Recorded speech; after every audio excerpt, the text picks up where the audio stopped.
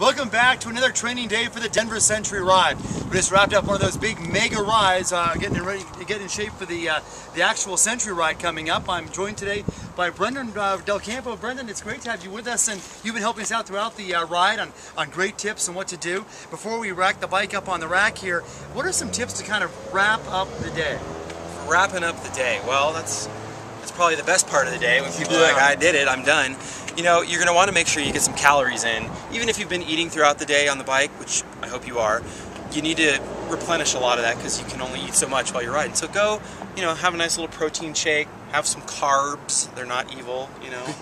Maybe have a beer or two.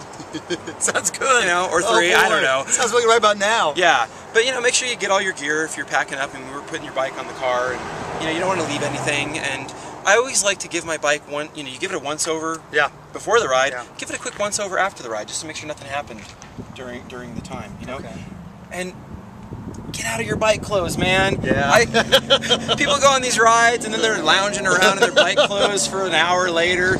Bring something else to change into. Trust me, downstairs is gonna really appreciate that. I can only imagine, absolutely. And I think one thing that many of us have seen happen is you're tired, it's the end of a long day of riding, really feeling successful. You throw the bike on the rack above the top of the car, and you just cruise home, and you're going in the garage, and what do you forget?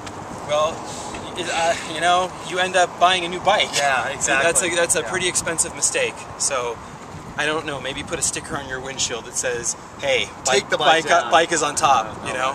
Yeah. Well, it's been a really successful time. Brendan, it wouldn't be nearly as good if we didn't have your advice along the way. Thank you. Thank you for your time, your expertise. And for more training tips and for more ride information about the Denver Century Ride, be sure to go to denvercenturyride.com for all kinds of great information.